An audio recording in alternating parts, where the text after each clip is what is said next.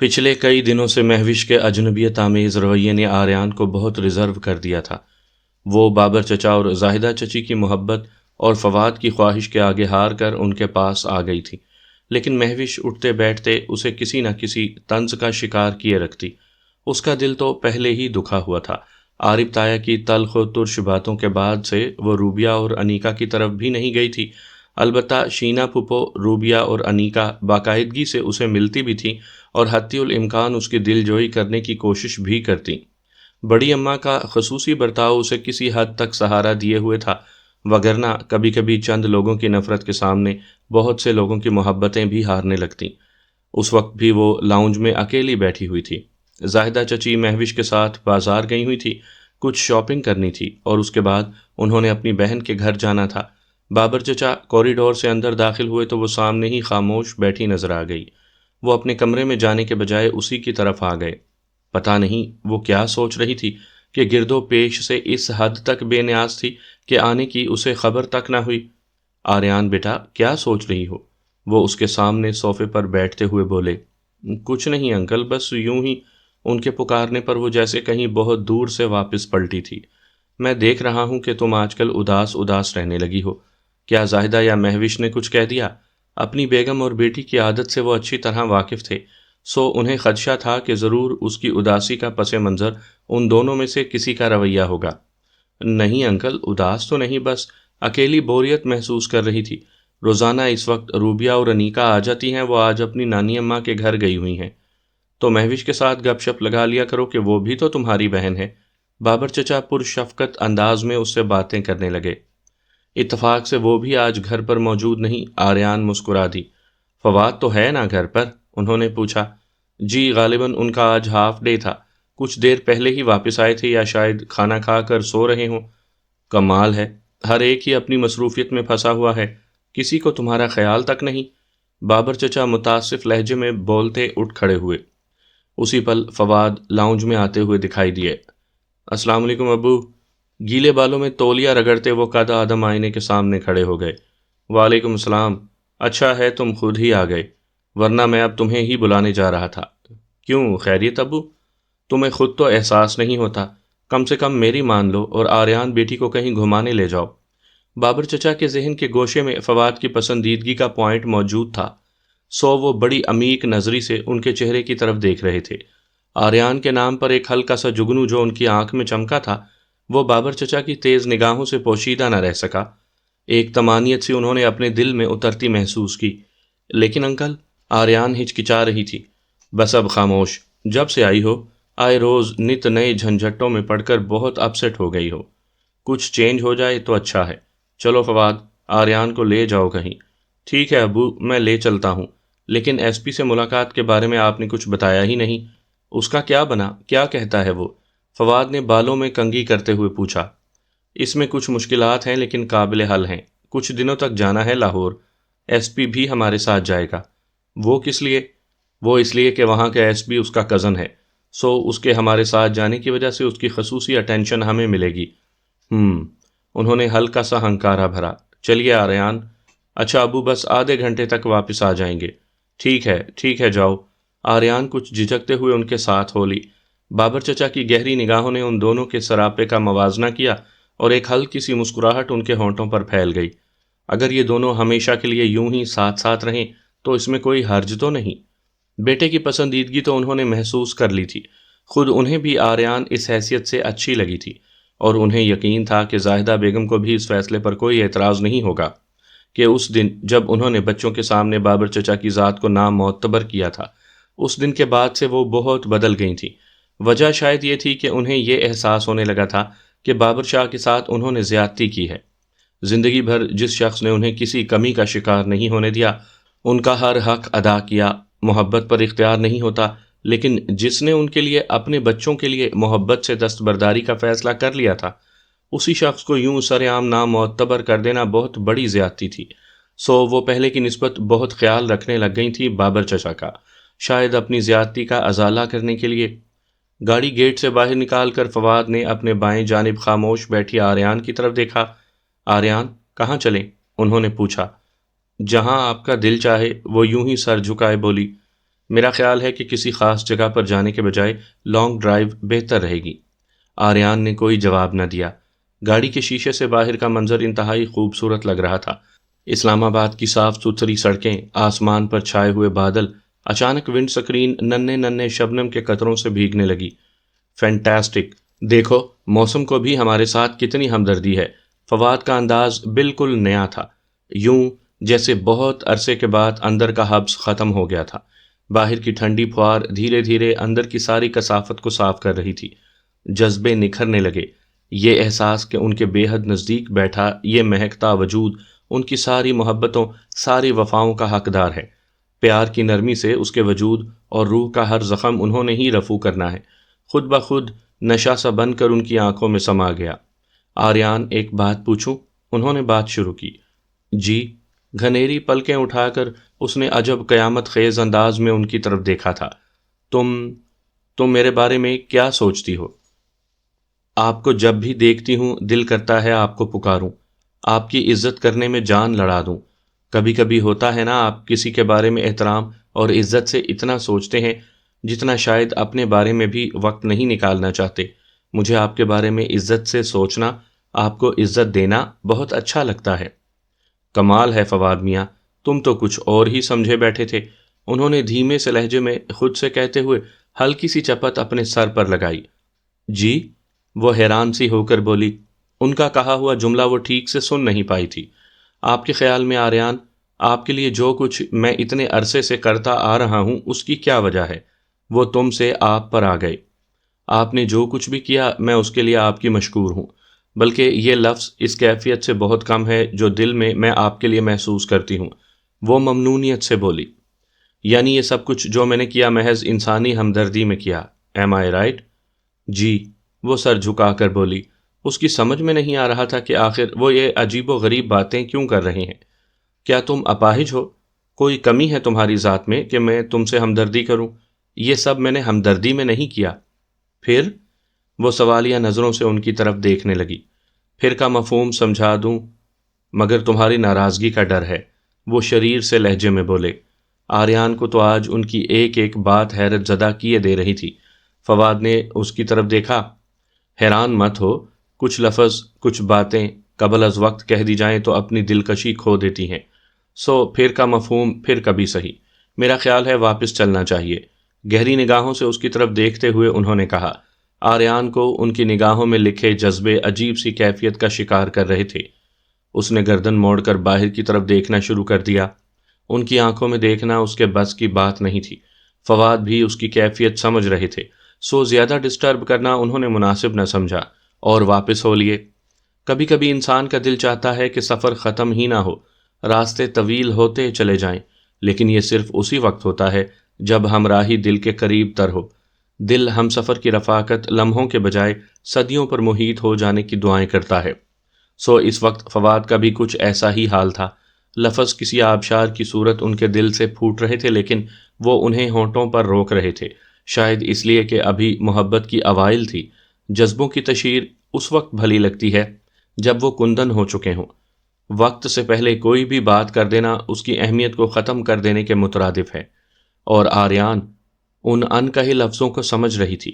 بھیگی بھیگی پلکوں میں جس کا عکس سمٹ رہا تھا، پھیل رہا تھا، اس کے لہجے کی نزاکت کو وہ نہ سمجھتی تو پھر کون سمجھتا؟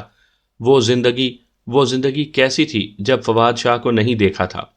وہ تو محبت کے مفہوم سے نا آشنا تھی۔ اس نے سوائے ماں کی محبت کے کسی اور محبت کا ذائقہ نہیں چکھا تھا، نہ باپ کی، نہ بہن بھائیوں کی۔ جنگل کی اس الڑ ہوا نے راستے کا تعین کر لیا تھا۔ وہ قفس زدہ ماحول سے نکل کر خوشبو کی تلاش میں تھی جو اس کی روح کو شانت کر دے۔ محبت کے لمس سے نا آشنا رہی تھی، مگر محبت آمیز جذبوں سے بے خبر ہرگز نہیں تھی۔ جس سے دل کے گلزار مہک اٹھتے ہیں، اس کا دل عجیب اتھاہ میں ڈوبتا جا رہا تھا۔ آریان، فواد نے اسے بہت ہولے سے پکارا تھا۔ وہ ان کی طرف دیکھنے لگی۔ ایک نظم سنیں گی؟ جی؟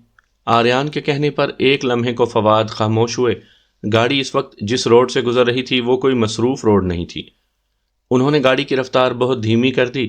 ونڈو سکرین پر نظریں جمائے کچھ دیر سوچنے کے بعد وہ بہت نرم اور گداز لہجے میں بولنے لگے۔ چلو تم کو بتاتے ہیں۔ کہ تم کو دیکھ کر دل نے کہا تم رشتہ جاں سے بھی بڑھ کر ہو، دعا کی سرحدوں پر جو ادھوری ہے میری ایسی تمنا ہو، میرے دل کا مقدر ہو کہ تم ایک روشنی بن کر شفا لے کر کبھی دست مسیحا کی طرح اترے ہوئے ہر زخم دل پر ہو۔ چلو تم کو بتاتے ہیں کہ تم ایماں ہو ہمارا، سرائے دہر میں اندیشہ زندگانی میں تم ہی دل کا سہارا ہو، جو روح کے آسماں پہ جگمگایا ہے محبت سے، سہانی شام کی چاہتوں کا پہلا تارا ہو، وفا کا استعارہ ہو، تمہارے قرب کی خوشبو سے پتھر کی طرح ہم نے سلگتی دھوپ میں پھیلاؤ پایا ہے، تمہارے پیار کی رنگین کمل ٹھنڈی ہوا سے سرسراتے ہیں، ہم ساون میں بھیگے پیڑوں کو چھو لیں تو تمہارے لمس کی خوشبو کے لمحے جگمگاتے ہیں۔ چلو تم کو بتاتے ہیں کہ ہم نے زندگی کے سب ورق لے کر سبھی سطروں میں لکھ لی ہے تمنا تم کو پانے کی، زمانے بھر میں شاید کاتب تقدیر کے ہاتھوں میرے دل نے لکھ لی ہے تمہاری چاہ کی خواہش، تمہاری آرزوؤں کا جو ایک اور ایک ہے مجھ میں کسی میں ہو نہیں سکتا، تمہاری مسکراہٹ کا جو ایک ارمان ہے مجھ میں کسی میں ہو نہیں سکتا۔ چلو تم کو بتاتے ہیں۔ لفظوں میں بھی جان ہوتی ہے، یہ بھی دھڑکنوں کی طرح دھڑکتے ہیں، یہ بھی پھولوں کی طرح مہکتے ہیں اور بادلوں کی طرح برستے ہیں۔ آریان ان الفاظ کے ردھم میں پور پور بھیگ رہی تھی، لیکن شاید ان دونوں کو ہی اپنی اپنی محبت کا بھرم رکھنا آتا تھا۔ واپسی کا سفر ختم ہونے والا تھا، لیکن اس مختصر سے سفر کی رفاقت نے ان دونوں کے دلوں میں یقین بھر دیا تھا کہ وہ دونوں ایک دوسرے کے لیے ہی ہیں۔ سامعین کرام، آپ سن رہے ہیں ایک دلچسپ اردو کہانی جس کا نام ہے اسیر موسم ہجرا۔ یہ اس سلسلے کی قسط نمبر 16 ہے۔ مجھے امید ہے آپ کو میری یہ کاوش پسند آ رہی ہوگی۔ آپ نے اگر ابھی تک میرا چینل کہانی گھر سبسکرائب نہیں کیا تو ابھی میرے چینل کو سبسکرائب کر کے بیل نوٹیفیکیشن آن کر لیجئے تاکہ آنے والی ہر نئی کہانی کی اطلاع بر وقت آپ تک پہنچ سکے۔ آریان کا بیان قلم بند کروانے کے بعد بابر شاہ اسے لیے ایس پی کے آفس سے باہر نکلے۔ میرا خیال ہے بیٹا کہ کم سے کم اب یہ دونوں تو اندر گئے، ستارہ بیگم کے ہاتھوں کی پہنچ یہاں تک ہو نہیں سکے گی۔ اس ٹینشن سے نجات کے بعد اب ہم پوری دل جمعی سے لاہور جا کر ستارہ بیگم سے ملاقات کر سکتے ہیں۔ کیا خیال ہے تمہارا؟ گاڑی کا فرنٹ ڈور کھول کر اسے بیٹھنے کا اشارہ کرتے ہوئے وہ خود گھوم کر ڈرائیونگ سیٹ پر آ بیٹھے۔ جی انکل، آریان نے مختصر سا جواب دیا۔ شام ہونے والی ہے، میرا خیال ہے فہدی کو بھی ساتھ لے چلیں۔ بابر چچا خود کلامی کے سے انداز میں بولتے ہوئے گاڑی چلا رہے تھے۔ فواد کا کلینک راستے میں پڑتا تھا، سو وہ اسی طرف چل پڑے۔ اصل مسئلہ تو کچھ اور تھا۔ اصل میں وہ اس مریض سے متعلق کافی الجھن میں تھے، سو ارادی غیر ارادی طور پر کلینک کی طرف رخ کر لیتے تھے۔ کلینک پہنچ کر وہ جس وقت آریان کے ہمراہ آفس میں پہنچے تو وہاں کا ماحول دیکھ کر ٹھٹک گئے۔ کاشف فواد پر بری طرح ناراض ہو رہا تھا۔ فہدی، یہ کس مصیبت کو گلے ڈال رکھا ہے؟ آج پھر بھاگ نکلا وہ تمہارا چہیتا، کتنی مشکل سے قابو کر کے لائے۔ 2 گھنٹے سڑکوں پر مارے مارے پھرتے رہے اس کی تلاش میں، کچھ حاصل نہ وصول، مفت کی سرے دردی۔ کل کلاں کو کسی گاڑی کے نیچے سر دے دے تو ہمارے اوپر بلا وجہ مصیبت آ جائے گی نا۔ کاشف آج سچ مچ ناراض تھا۔ بابر شاہ اور آریان آگے بڑھ کر کرسیوں پر بیٹھ گئے۔ السلام علیکم انکل۔ کاشف کی نظر بابر شاہ پر پہلے پڑی۔ فواد نے بھی سلام دعا کی۔ کیا ہوا، خیریت تو ہے؟ بابر شاہ نے پوچھا۔ انکل، کیسی خیریت اور کہاں کی خیریت؟ پتہ نہیں کہاں سے راہ چلتے پاگل کو لا کر سر پر مسلط کر رکھا ہے اس نے۔ بھاگنے کی عادت ہے اسے، ہر وقت آنے جانے کا جنون اس کے سر پر سوار رہتا ہے۔ آج بھی بھاگ گیا۔ کلینک کا آدھا عملہ اس کی تلاش میں سرگرداں رہا، اتنی مشکل سے اسے ڈھونڈ کر قابو کر کے لائے۔ میں اس سے یہ پوچھ رہا تھا کہ کیا ہر سڑک پر پھرنے والے پاگل بے سہارا کو یوں ہی اٹھا اٹھا کر کلینک لائے گا؟ فضول کی درد سری کا کیا اس نے ہی ٹھیکہ لے رکھا ہے؟ یار کاشف، اب تو وہ پہلے سے بہت بہتر ہو گیا ہے، بات سمجھنے لگا ہے، بس کچھ وقت لگے گا اور وہ ٹھیک ہو جائے گا۔ لیکن اگر اسے ٹریٹمنٹ دینے کے بجائے یوں ہی سڑکوں پر لوگوں کے پتھر ٹھڈے دھتکار ملی تو پھر وہ شاید کبھی ٹھیک نہ ہو سکے، بلکہ ممکن ہے کہ مزید خراب ہو جائے اور پھر اسے صحیح کرنا ناممکن ہو جائے۔ فواد کاشف کو سمجھانے کی کوشش کر رہے تھے، اس لیے اس حد تک غصیلے انداز کے باوجود فواد بہت تحمل سے کام لے رہے تھے۔ اب کہاں ہے وہ؟ بابر شاہ نے سوال کیا۔ کہاں ہونا ہے، موصوف نے کسی بندر کی طرح میرے کمرے میں باندھا ہوا ہے، کاشف جلے ہوئے لہجے میں بولا۔ کیا میں اسے دیکھ سکتا ہوں؟ بابر شاہ نے پوچھا۔ آئیں میں خود لیے چلتا ہوں۔ فواد کرسی سے اٹھ کھڑے ہوئے۔ بابر شاہ نے بھی اٹھ کر ان کے ساتھ قدم آگے بڑھائے۔ آریان اٹھنے لگی تو فواد نے ہاتھ کے اشارے سے اسے روک دیا۔ تم بیٹھو، ہم بس ابھی آتے ہیں، انہوں نے کہا، اور بابر شاہ کے ساتھ آفس کے دروازے سے نکل کر ملحقہ کمرے میں داخل ہو گئے۔ دروازے سے اندر آگے ہی انہیں وہ بیڈ پر دکھائی نہیں دیا تھا۔ زنجیروں سے باندھا ہوا تھا، لیکن بیڈ کے پائے کے ساتھ ٹیک لگائے نیچے زمین پر بیٹھا تھا۔ گھٹنے سینے سے لگا کر ان کے گرد بازو حائل کر کے ان پر سر رکھے بیٹھا تھا۔ وہ دونوں اس کے قریب جا کر بیٹھ گئے۔ بابا، فواد نے آہستگی سے پکارا، لیکن اس نے کوئی جواب نہ دیا، بدستور یوں ہی بازوؤں پر سر رکھے بیٹھا رہا۔ بابا، اب کی بار انہوں نے قدرے اونچی آواز میں پکارا تو اس نے بہت آہستگی سے سر اٹھا کر ان کی طرف دیکھا۔ اس کی شکست خوردہ آنکھوں میں آنسو جھلملا رہے تھے۔ فواد اور بابر شاہ بے چین ہو اٹھے۔ مرد ہو کر روتے ہو؟ بابر شاہ کا یہ جملہ تلخ سہی، لیکن اس پر اثر انداز نہیں ہوا تھا۔ اس نے محض نفی میں سر ہلایا۔ یہ اور بات کہ پلکوں پر ٹکے آنسو چھلک کر اس کے گالوں کو بھگونے لگے۔ تو پھر یہ کیا ہے؟ انہوں نے اس کی بھیگی آنکھوں کی طرف اشارہ کرتے ہوئے کہا۔ یہ آنسو کیوں نکل رہے ہیں؟ اندر پانی بہت جمع ہو گیا ہے، آنسوؤں کے ذریعے ختم کر رہا ہوں تاکہ پھر کبھی روؤں نہ، بہت سلیقے سے اس نے جواب دیا۔ بابر شاہ اور فواد نے ایک دوسرے کی طرف دیکھا۔ تم نیچے کیوں بیٹھے ہو؟ اوپر بیٹھو، اٹھو، شاباش۔ بابر شاہ نے اس کا بازو پکڑ کر اسے اٹھانا چاہا، لیکن اس نے بازو چھڑوا لیا۔ کچھ دیر انہیں گھورتا رہا۔ عجیب سا انداز تھا اس کا۔ آپ سید ہیں نا؟ ان کے سوال کے جواب میں بجائے جواب دینے کے اس نے جو سوال پوچھا وہ ان کے لیے غیر متوقع تھا۔ ہاں، میرا تعلق سادات فیملی سے ہے۔ ان کا جواب سن کر وہ ایک طرف کو سرک گیا، جیسے خود کو سمیٹنا چاہتا ہو۔ آپ یہاں نہ بیٹھیں، اوپر بیٹھیں۔ آپ سید ہیں، اوپر بیٹھیں۔ اس کی آواز لرز رہی تھی۔ تم بھی تو نیچے بیٹھے ہوئے ہو، میں بیٹھ گیا تو کیا ہو گیا؟ بابر شاہ بولے۔ نہیں، میں تو نیچ ذات کا ہوں، میرا کوئی نسب نہیں، میری کوئی پہچان نہیں، میں آپ کے برابر کیسے بیٹھوں؟ کیوں بیٹھوں؟ بابر شاہ کے لاشعور کی اتھاہ گہرائیوں میں اس کا جواب سن کر کہیں کوئی سوئی ہوئی یاد دھیرے سے کسمسائی، لیکن وہ اس یاد کے وجود کو محسوس نہ کر پائے۔ تمہیں کس نے کہا کہ تم نیچ ہو؟ تمہارا کوئی نسب نہیں؟ بابر شاہ نے اسے پوچھا تو وہ انہیں یوں دیکھنے لگا جیسے ان کی سوچ پر افسوس کر رہا ہو۔ ضروری تو نہیں کہ کسی کے بتانے پر ہی سمجھوں۔ میرے وجود کا کوئی مجھے احساس دلائے تو تب ہی مجھے احساس ہوگا کیا؟ وہ کس مضمون میں بول رہا تھا بابر شاہ سمجھ نہیں سکے۔ پھر انہوں نے دل میں سوچا کہ یہ کون سا نارمل انسان ہے، ذہنی طور پر اپسٹ ہے، اور میں اس سے ایسے گفتگو کر رہا ہوں جیسے یہ بالکل ٹھیک ہے۔ انہوں نے اس کی طرف دیکھا جو اپنی بات مکمل کرنے کے بعد دوبارہ سر جھکا کر بیٹھ گیا تھا۔ تم کسی فیاض کو جانتے ہو؟ بابر شاہ نے پوچھا تو ایک جھٹکے سے اس نے سر اٹھایا۔ اف خدایا، کس قدر وحشت تھی اس کے چہرے پر۔ سارے جسم کا خون جیسے آنکھوں میں سے مٹایا تھا۔ اس کی نظریں مسلسل بابر شاہ کو دیکھ رہی تھیں۔ ان آنکھوں کی وحشت دیکھ کر بابر شاہ اور فواد ایک قدم پیچھے سرک گئے۔ انہیں یوں محسوس ہو رہا تھا جیسے اس پر دورے کی کیفیت طاری ہونے والی ہے، لیکن ایسا نہیں ہوا۔ اس نے ان کے چہروں پر نگاہیں ٹکائے ٹکائے ہی عجیب سے انداز میں نفی میں سر ہلایا۔ میرے ساتھ چلو گے؟ بابر شاہ نے پوچھا۔ کہاں؟ بھاری سی آواز اس کے حلق سے برآمد ہوئی۔ جہاں تم کہو گے۔ شاہ صاحب، کیوں مذاق اڑاتے ہو میرا؟ یہ آپ کے بس کی بات نہیں۔ میں نے جانا ہے، نہ تو خود جاؤں گا، اور اب کہ جاؤں گا تو ہاتھ نہیں آؤں گا۔ پیروں میں بیڑیاں ڈال کر کہتے ہو کہ تم آزاد ہو، پرندے کے پر کاٹ کر اسے اڑنے کا مشورہ دیتے ہو۔ اب کہ جاؤں گا تو نہیں آؤں گا، خود جاؤں گا، کسی کی مدد نہیں چاہیے۔ جاؤں گا، کوئی نہیں روک پائے گا۔ پھر وہ سر پیچھے کر کے بیڈ کی پٹی سے ٹیک کر خود کو خلاؤں کو گھورتے ہوئے کھوئے کھوئے لہجے میں بولا، میں آؤں گا، نکلوں گا یہاں سے، جاؤں گا، جلد آؤں گا۔ بابا، فواد نے اسے متوجہ کرنے کی کوشش کی۔ پھر بابر شاہ نے بھی اسے پکارا، لیکن وہ ان کی طرف متوجہ نہیں ہوا تھا، یا شاید ان کی طرف متوجہ ہونا ہی نہیں چاہتا تھا۔ فواد نے بابر شاہ کو اٹھنے کا اشارہ کیا اور دونوں دوبارہ آفس میں آ گئے۔ فواد، تمہارا کہنا درست ہے، پہلے کی نسبت بہت بہتر ہو چکا ہے یہ۔ آج اس نے جتنی باتیں بھی کیں بہت سلیقے اور تہذیب سے کیں۔ بے ربط جملے اس کے منہ سے بہت کم نکلے ہیں۔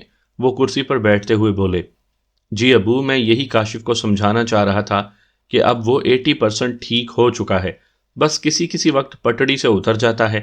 اب اگر ہم اس سے مزید بولنے کی کوشش کرتے، کسی قسم کا استفسار کرتے تو وہ بھڑک اٹھتا، لیکن مجھے یقین ہے کہ بہت جلد ٹھیک ہو جائے گا۔ آپ یہ بتائیں کہ آریان سمیت کہاں سے آ رہے ہیں؟ فواد نے بات کے اختتام پر ان سے پوچھا۔ صبح بتایا تو تھا تمہیں کہ آریان کا بیان قلم بند کروانا تھا۔ ایس پی صاحب سے اس کی تفصیلی بات ہوئی ہے۔ پھر کیا نتیجہ نکلا؟ فواد نے پوچھا۔ فی الحال تو کچھ نہیں کہہ سکتے، بہرحال امید کے کئی پہلو روشن ہیں۔ تم یہ بتاؤ کہ گھر چل رہے ہو ہمارے ساتھ یا ابھی کام ہے کلینک میں؟ بابر شاہ نے ان سے پوچھا۔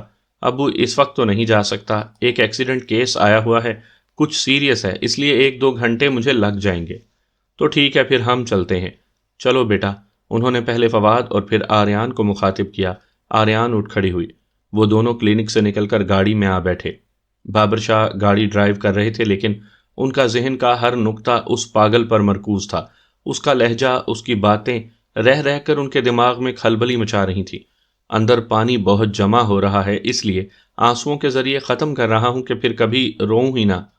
میں نیچ ذات ہوں، میری کوئی پہچان نہیں، میرا کوئی نسب نہیں، میں آپ کے برابر کیسے بیٹھ سکتا ہوں؟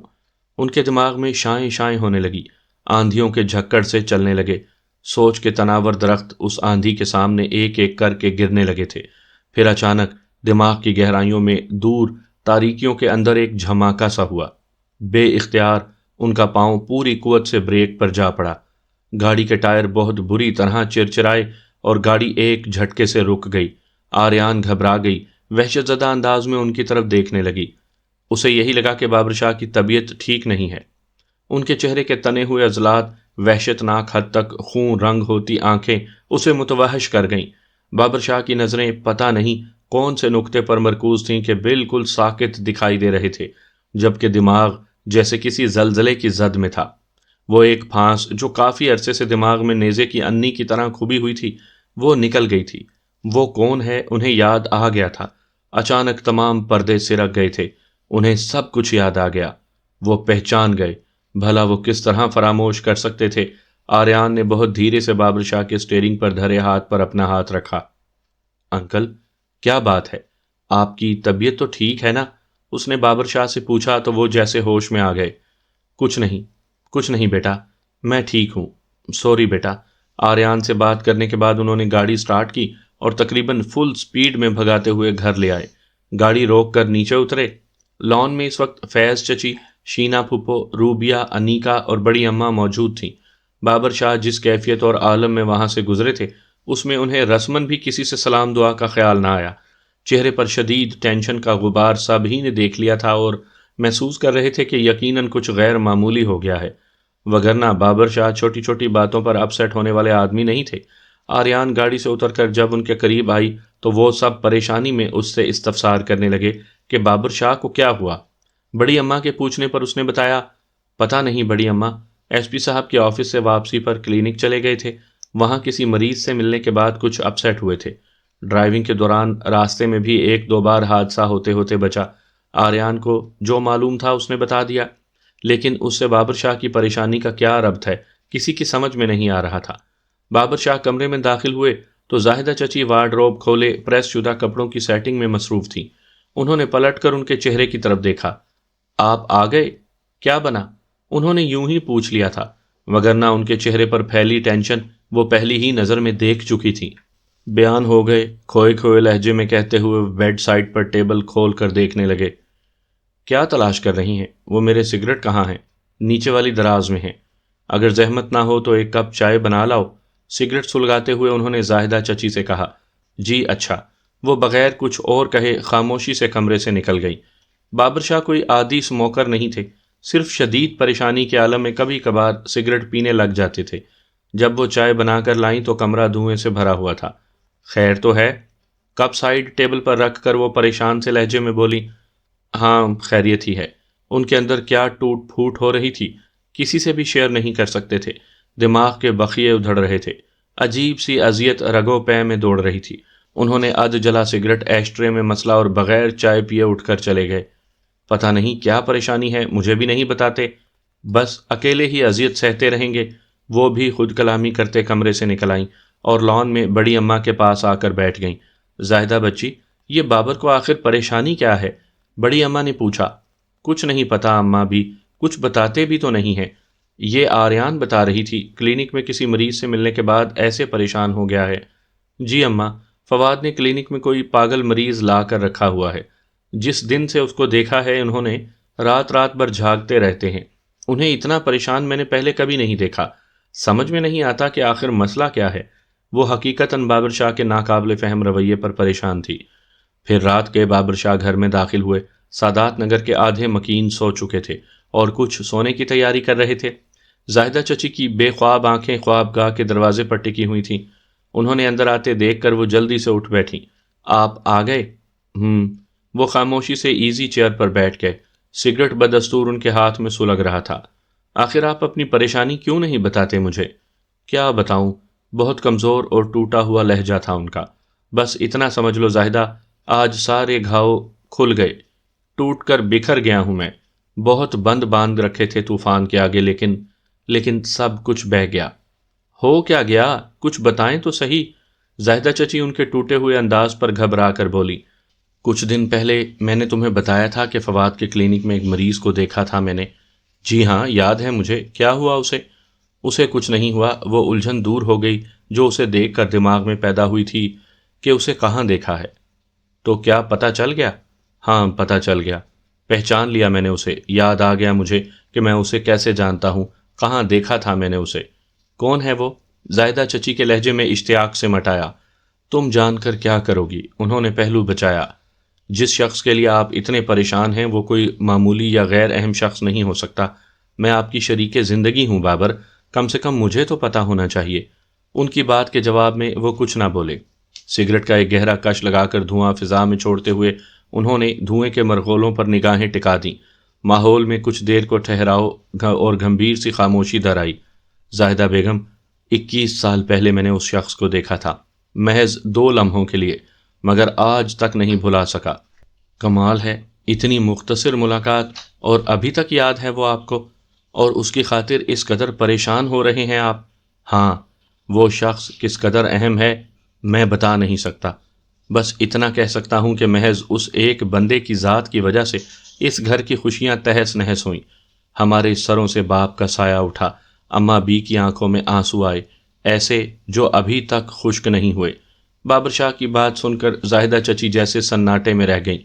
20 بار اس گھر میں ڈھکے چھپے لفظوں میں اس کا تذکرہ ہوا تھا۔ اس کا نام کئی بار ان کی سماعت سے ٹکرایا تھا۔ وہ لرزتے ہوئے لہجے میں بولی، آپ کہیں فرجاد کی بات تو نہیں کر رہے؟ ہاں زاہدہ، وہ پاگل کوئی اور نہیں، وہ فرجاد ملک ہے، مسرت جہاں کی محبت، اس کا شوہر۔ بہت ٹھہرے ہوئے پرسکوت لہجے میں انہوں نے کہا۔ زاہدہ چچی دل پر ہاتھ رکھ کر بیٹھ گئیں۔ اور مسرتی، اس کا کچھ پتہ چلا؟ وہ کہاں ہے، کس حال میں ہے؟ نہیں، کچھ پتہ نہیں چلا۔ پتہ چل بھی کیسے سکتا ہے؟ جو ہمیں اس کے بارے میں بتا سکتا ہے وہ تو حواسوں میں ہی نہیں۔ زاہدہ، دعا کرو وہ ٹھیک ہو جائے۔ اس کا ٹھیک ہونا بہت ضروری ہے۔ مسرت جہاں اس گھر کی وہ دکھتی رگ ہے جو 21 سال سے مسلسل رس رہی تھی۔ اب اس عذاب مسلسل سے چھٹکارا مل جانا چاہیے۔ بہت سزا دے چکے ہم اسے، اور بہت پچھتاوے کما چکے ہیں ہم۔ بابر چچا کا لہجہ ہار ماننے والوں جیسا تھا۔ وہ ایک غصہ، ایک ناراضگی جو مسرت جہاں کے لیے ان کے دل میں تھی، وہ تو بیتے برسوں میں وقت کی دھول کے نیچے دب چکی تھی۔ اب صرف محبت تھی۔ اپنی اکلوتی بہن کے لیے دل میں موجود میٹھے میٹھے نرم سے جذبے تھے۔ زاہدہ چچی خاموش بیٹھی ایک بدلے ہوئے شخص کو دیکھ رہی تھی۔ تم ہی بتاؤ زاہدہ، کیا بہت بڑا گناہ تھا اس کا؟ کسی کو پسند کرنا اتنا بڑا جرم تو نہیں۔ رشتہ مناسب نہیں تھا تو انکار کیا جا سکتا تھا، اس طرح کہ فرجاد اور مسرت اس میں اپنے لیے ہتک یا زیادتی محسوس نہ کرتے۔ لیکن ابا میاں نے جس طرح کا رویہ فرجاد ملک کے ساتھ روا رکھا اور ہم جس طرح اس کے خون کے پیاسے ہو گئے، یہ ان دونوں کو ہی بہت حد تک آمیز لگا۔ وہ بچی تھی نہ سمجھ تھی۔ عمر کی جس سیڑھی پر وہ کھڑی تھی وہاں ایسے خواب آنکھیں ضرور دیکھتی ہیں، لیکن ہم نے اسے اپنے ہی گھر میں اجنبیت کی دیوار میں چن دیا۔ اس کے ساتھ ایسا رویہ رکھا جیسے وہ چھوت کی مریضہ ہو۔ اس کے ساتھ بات تک کرنا چھوڑ دی۔ ایسے حالات میں اس نے اگر انتہائی قدم اٹھا لیا تو قصوروار اکیلی وہی نہیں تھی، ہم بھی برابر کے شریک ہیں۔ پھر سزا صرف اسی کے لیے کیوں؟ بابر چچا آج آئینے میں اپنا اصل دیکھ رہے تھے، قصور اور سزا کی کسوٹی پر پرکھ رہے تھے کہ کون کتنا گناہگار ہے، اور انہیں مسرت جہاں کے انتہائی قدم اٹھائے جانے میں اپنا قصور بھی دکھائی دے رہا تھا۔ یہ سب اپنی جگہ ٹھیک، لیکن آپ کی پریشانی، اور وہ بھی اس قدر سنگین پریشانی کی وجہ کیا ہے، وہ میں سمجھ نہیں پائی۔ زاہدہ، میں تمہیں بتا چکا ہوں کہ فرجاد ذہنی طور پر بیمار شخص ہے۔ مسرت کے بارے میں ہمیں تب ہی پتہ چلے گا نا جب وہ ٹھیک ہوگا، اور وہ کلینک میں ٹکتا ہی نہیں، موقع ملنے پر بھاگنے لگتا ہے۔ آج بھی وہ 2 گھنٹے مسلسل تلاش کے بعد کلینک کے عملے کے ہاتھ لگا۔ اگر وہ ایسے ہی کسی دن پھر بھاگ گیا تو پھر شاید ہی ہمیں مل سکے۔ اگر وہ بھیڑ میں گم ہو گیا تو تمام عمر کے لیے ہمیں تہی داماں کر دے گا۔ بابر چچا حساس لہجے میں بولے۔ تو آپ اس کو گھر لے آئیں، زاہدہ چچی نے تجویز دی۔ کمال ہے، ایک غیر آدمی کو۔ وہ خاموش ہو گئے۔ غیر کیوں ہے؟ اس گھر کا داماد ہے وہ، اس گھر کی بہت قیمتی متاع اس کے پاس ہے، وہ کیسے غیر ہو گیا؟ زاہدہ چچی کی بات ان کے دل کو لگی۔ ہاں، کہتی تو تم ٹھیک ہو، اس گھر سے اس کا رشتہ بہت مضبوط ہے، پھر وہ غیر تو نہ ہوا۔ لیکن گھر کے باقی سب افراد، آپ کا کیا خیال ہے؟ مسرتی کی محبت صرف آپ کے دل میں ہی جاگی ہے؟ بابر، اس گھر کا ایک ایک فرد اس کو یاد کرتا ہے، برملا نہ سہی، ڈھکے چھپے انداز میں ہی سہی، لیکن اس کا ذکر سب ہی کرتے ہیں سوائے عارف بھائی کے۔ آپ اسے گھر لے آئیں، کسی کو اعتراض نہیں ہوگا، سب ہی سر آنکھوں پر بٹھائیں گے، اور ممکن ہے گھر کا ماحول اور اپنے ارد گرد خوشگوار چہروں کو دیکھ کر وہ بھی جلد ہی ٹھیک ہو جائے۔ اتنا تو مجھے یقین ہے کہ وہ ایک بار اگر یہاں آ گیا تو پھر یہاں سے بھاگے گا نہیں۔ زاہدہ چچی وثوق سے بولی۔ بابر چچا کو لگا کہ ان کے ذہن سے آدھا بوجھ سرک گیا ہو۔ ٹھیک ہے، پھر دیر نہیں کرنی چاہیے، میں ابھی اماں بی سے بات کرتا ہوں، بہت جلد اسے ہم یہاں لے آئیں گے۔ بابر شاہ مطمئن ہوئے تو انہیں اس کو جلدی لانے کی فکر پڑ گئی۔ وہ اٹھ کر اماں بی کے کمرے کی طرف چل دیے۔